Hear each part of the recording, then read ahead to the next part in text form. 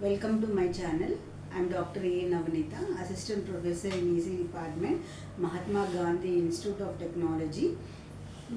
Since 20 years I am working in the MGIT in the EC Department. As from my experience and my specialization in research is also in the VLSI technology, I want to give in this video the overview of VLSI and embedded system. So here these are the two technologies which is ruling all over the world in the electronics field. So in India also recently our government they are announced of setting up of several semiconductor industries for making the circuits in the form of chip. Okay, then we should know what is this VLSI and embedded system. Before getting into VLSI and embedded system, I will give an example so that a layman can also understand. Okay, so if you want to make a cake, so to make the cake, what are the ingredients we require? We require wheat flour, milk, sugar. Okay, so here in this one, by mixing of these three ingredients, wheat flour, milk and sugar, we can get the cake eatable item. Okay, so how this milk, sugar and wheat flour is manufactured, that when making the cake we will not think, but manufacturing of this milk, wheat and sugar comes under VLSI. And using these ingredients after manufacturing to make one eatable item, that is nothing but product if you take in the real-time application, then that will be coming under embedded system. How you are in making using of these ingredients to make the cake. Same ingredients you can make use to make a bread. Same ingredients you can make use to make a biscuits, isn't it? So here how you are making the available ingredients to make a certain product, useful product, that comes under your embedded system. So here in this one, when we want to make any electronic gadgets, if you take a mobile phone or laptop or robo, washing machine, ATM machine, micro oven, any electronic gadget you think. So here these electronic gadgets are made using two things. One is nothing but hardware and software. Before 500 years back also, or after 500 years also, any electronic gadget in the world will be made up of using the two things. That you should remember, that is nothing but hardware and the software. So, and that hardware, if you take a robo also, what is a robo will contain? It will contain nothing but some chips, CPUs, memories and connecting wires. Okay, if you think a human body is made up of what? It is made up of blood cells with nerves. So connecting these blood cells with the nerves and body parts make your human body. In the same way, if you take an electronic gadget, every electronic gadget is made up of CPU chips and some supporting circuits will be there and connecting wires will be there. Along with this CPU memories and supporting circuits with connecting wires, a software program will be developed. That software program is developed to make your CPU to work as a mobile phone or washing machine or ATM machine or robo, or it can use as a calculator, or it can use as a AC. Okay. So here in this way you are going to use the hardware. So whenever you go for the making of hardware, as I told you, you require two things. One is the hardware and another is the software. What is hardware you require? You require the CPU, memory, supporting chips, supporting circuits. Either it can be DMA, interrupt controller, or serial communication ports, anything. And next one, you require input device and output device. So whatever this hardware, these are the hardware you require. To make this hardware to work as a mobile phone or ATM machine or calculator, you require the software program. So that software program which you write to make your CPU to work any one of the application, that comes under your embedded system. So here in this one, making this CPU in the form of integrated circuit, that comes under VLSI. Making a memory, that is RAM, ROM, that will be coming RAM ROM in the form of IC, that is integrated circuit, that comes under VLSI. If you take a interrupt controller, one hardware circuit in the form of IC, that also comes under your VLSI technology. Making your serial communication circuit in the form of IC, that also comes under your VLSI. Making your DMA, direct memory access controller circuit, that also comes under your VLSI. So any circuit in the world, from logic gates to high-end CPUs and memories, in the form of ICs, that comes under VLSI. The first IC was made by one scientist, that is nothing but Jack Kilby, in 1956.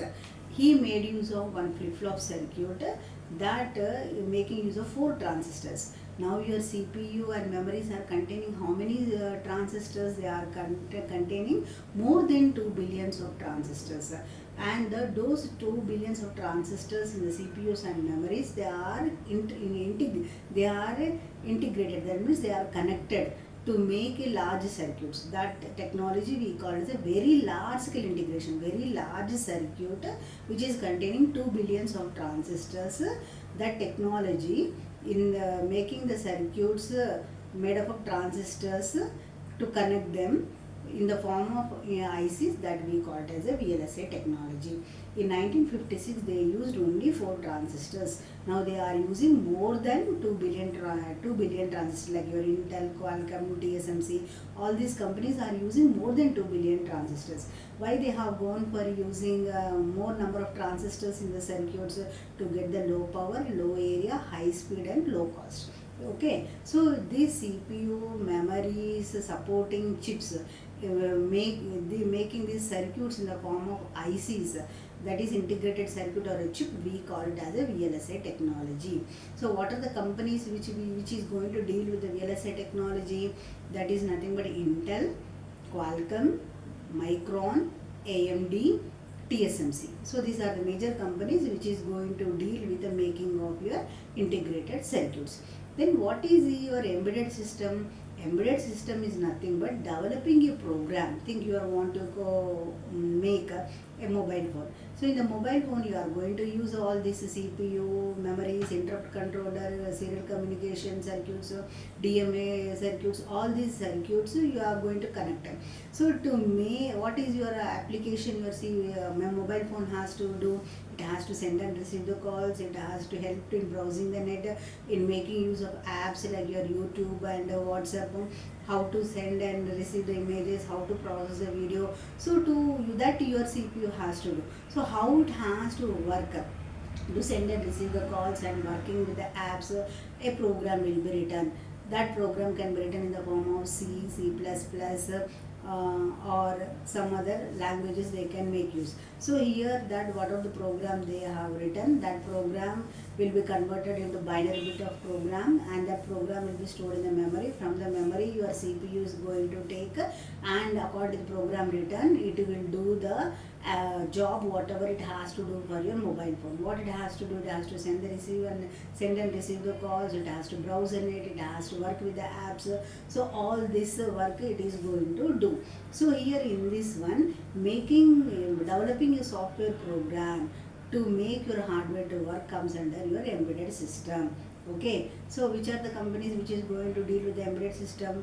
With the embedded system, Bosch is one major company which is going to deal with your embedded system. Okay, so here in this one, to work in the VLSI, these two fields, growing technologies, there are crores of packages these engineers will get worldwide, compared to your service based companies or product based companies. Okay, so here they can take the students, first preference will be given to the electronic communication engineering students worldwide, or this electronic communication engineering also in some universities they will call as electrical engineering.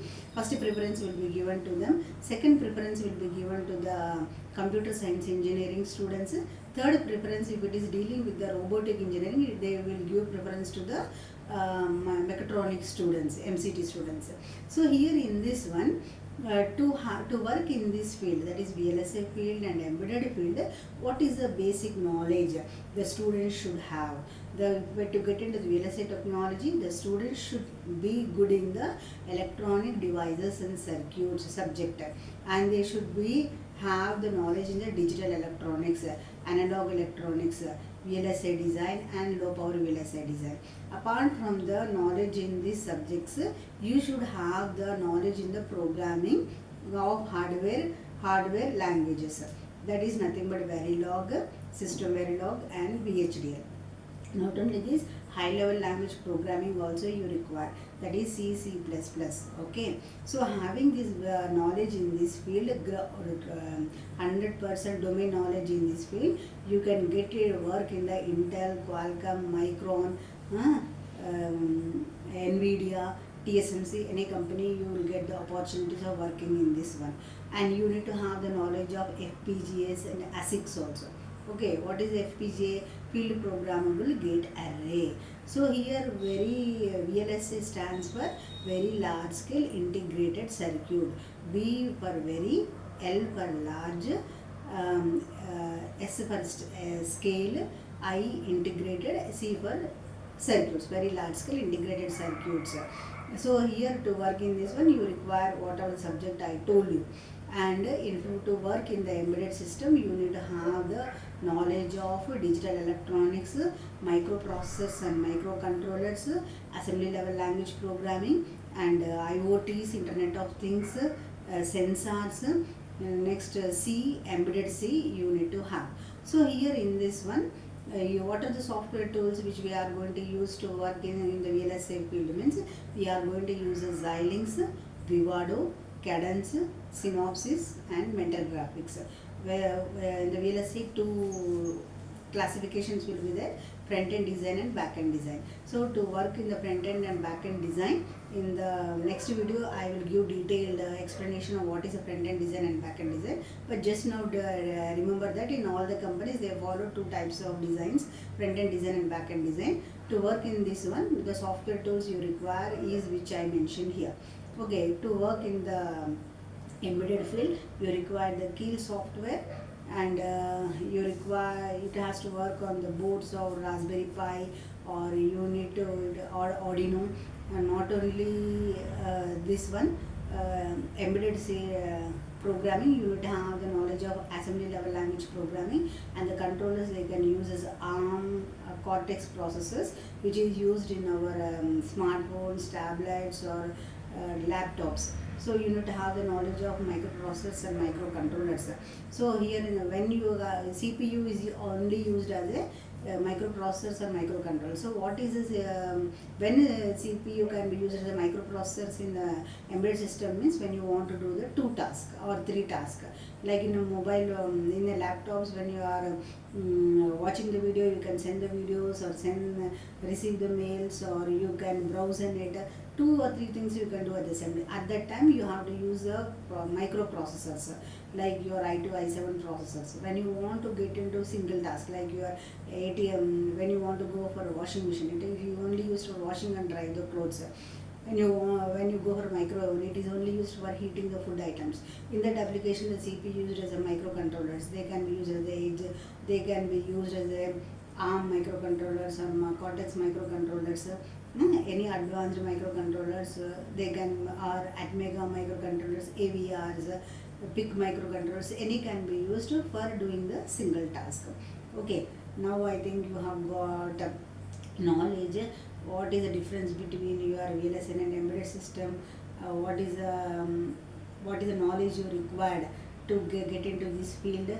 And worldwide, if you want to work in these fields, in the companies which I mentioned, you have to study in the premium institutions worldwide, top universities, where you will get more knowledge on this, working more. You need to have theoretical concepts in this, practical knowledge, and you should able to, in a new innovative way, you have to publish the papers in the domain which you are working. You get chance of doing all this when you work in the premium institutions. So in the world, if you go for UK or US countries or any countries, top 100 universities in any colleges or universities, you can get chance of working the VLSI and embedded systems. If you get into in India, either in IITs or NITs or triple ITs, you will get the chance of working in this technologies or dealing with the companies. So to, if you in the BTech, if you have studied in the tier 3 colleges, you can get a chance of working in this company when you do your MTechs in the IITs, NITs or triple ITs by getting good ranks in your GATE, which is conducted by the central government. I think better plan, good way, always learn the concept properly, do practical work projects which you are doing using the latest tool, publish the papers, and hand-on experience is the most important. Study projects will not be engaged, and whatever now new technologies are there, that is artificial intelligence, machine learning, deep learning, IoT, collaborate these technologies with your VLSI and embedded system. You will get a more scope. I think you got the more information which I have given you. If you like my video, subscribe it, like it, and give the comments. Thanks once again for watching my video. Thank you.